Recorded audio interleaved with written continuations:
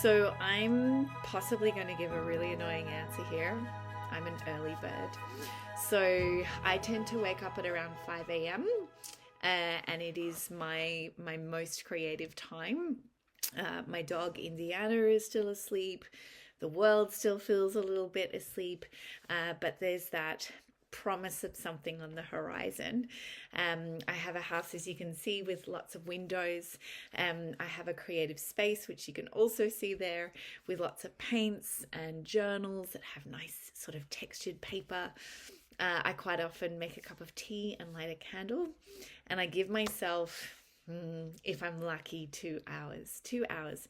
And sometimes it's not to write, sometimes it's just to doodle, to imagine things, to just brainstorm.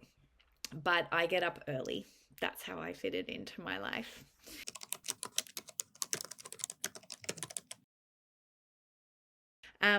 There's a book called Our Director Prepares by Anne Bogart. So it is more about directing theatre, but there's some exquisite chapters about embarrassment. So what it feels like to be vulnerable as an artist.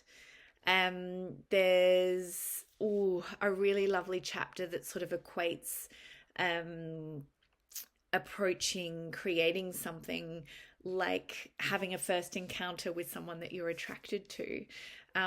It's a glorious book, I think, for anyone who's creating anything.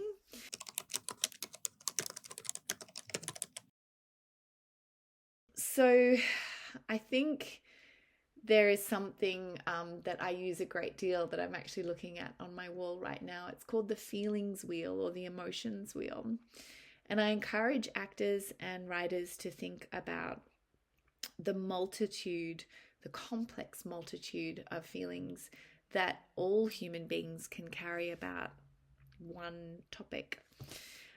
So something that I love to explore with writers and actors about their characters is the wealth of feeling, and even the opportunity to help characters, I suppose, explore feelings that aren't kind of our first sort of assumed read of how they might respond to something emotionally. It's a bit complicated, but feelings wheels are quite often on the walls of primary schools to help build emotional literacy in our young students. And, I think feelings just get more and more complex as our lives.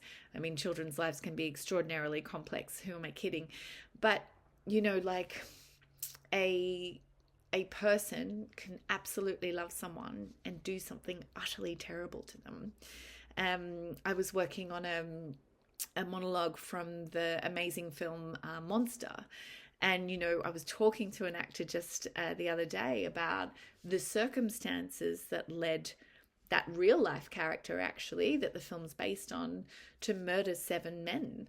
And, not that there's ever a justification, but it's interesting when you explore the complexity of their experience and their emotions. It gives characters depth. And I think, what is really challenging, even as an audience member, a reader of a book, is to feel sorry for or love or care for a character that is doing evil things. And in fact, I think it's Ben Kingsley who says, I never ever play the straight bad guy. I always look for the little boy that became a bad guy. Interesting, right? So exploring the complexities of that character through human emotion, through the human's will, through the feelings wheel. I'm also very keen on getting writers up and moving, because I think sometimes we're a little bit sedentary.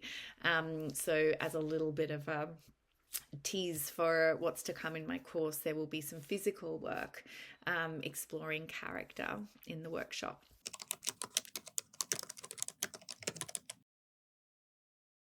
By building a community and helping me learn from other writers. I just literally did a wonderful course on Sunday with Manisha, who really, it was just a whole nother realm of approaching writing through dream work and the subconscious. And I'm so grateful to Writers Victoria and other writers sharing their expertise. You know, it's a beautiful place to build community. And again, writing can be quite sedentary and you can be on your own. So really nice to build community.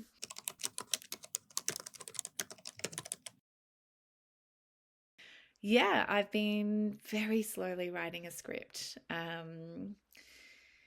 that is essentially about the expectations that we have for our own lives. And I think this is a worldly theme at the moment, the expectation that the seasons will stay the same, and they are changing. The expectation, particularly if you have the hard wiring of my generation, the 1980s, that you will own a home. The expectation that because I was born in a female presenting body, you know, with female sex organs, that I will have a child. And that great question mark of what happens when the expectations for or of your life from other people or yourselves don't happen. And that can be a really tender, exciting, scary, wondrous place of not knowing. It is actually set in an IVF clinic, so a little spin on the old medical drama. And I hope with all of that morning time that I write, but sometimes doodle, that I'll have a draft finished that I'm really happy about soon enough. Thank you to Writers Victoria for having me, and I look forward to seeing you all on the 13th of October.